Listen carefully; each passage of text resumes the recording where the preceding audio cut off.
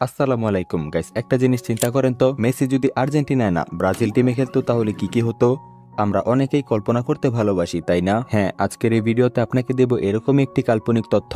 জানবো কি হতো যদি মেসি ব্রাজিল ফুটবল টিমে থাকতো। তাহলে চলুন শুরু করি। ব্রাজিল হতো আরও শক্তিশালী। ব্রাজিল মানেই স্কিল, গতি আর গোল। আর এই দলে যদি মেসির মতো প্লেয়ার থাকতো তাহলে দলটি হয়ে উঠতো একেবারে অপ্রতিরোধ্য।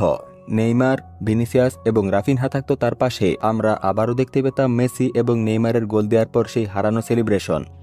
2014 বিশ্বকাপে উল্টোটা হতো। আজও মনে পড়ে সেই দিনটির কথা যেখানে ব্রাজিল বিশ্বকাপের কোয়ার্টার ফাইনালে নিজেদের ঘরের মাঠেই হেরে গিয়েছিল।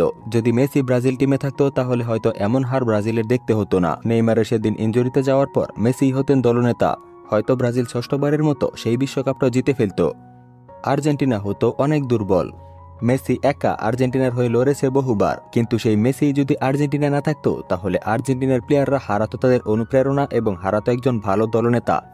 2014, 15 এবং 16 এই 3টা বছরই বড় বড় টুর্নামেন্টে মেসির কারণে আর্জেন্টিনা ফাইনাল পর্যন্ত পৌঁছাতে পেরেছে। তাকে বাদ দিলে আর্জেন্টিনা হয়ে উঠত সাধারণ একটা দল। মেসির থাকতো শুধু প্রশংসা। অনেক সময় মেসিকে শুনতে হয়েছে দেশের হয়ে কিছুই করতে পারে না এমন কথা, কিন্তু সে যদি ব্রাজিল টিমে থাকতো তাহলে আগেই কোপা আমেরিকা, বিশ্বকাপ সব জিতে ফেলতেন।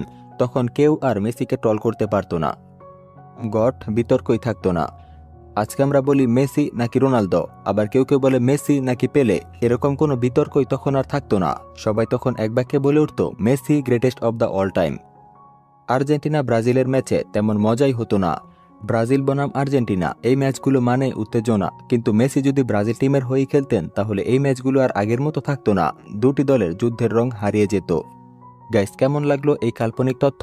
আশা করি আপনাদের অনেক অনেক ভালো লেগেছে। আর ভালো লাগলে এই ভিডিওতে একটা লাইক এবং চ্যানেলটি করে দিবেন সাবস্ক্রাইব। তো দেখা হচ্ছে পরের একটি ভিডিওতে। ততক্ষণ পর্যন্ত ভালো থাকবেন সবাই।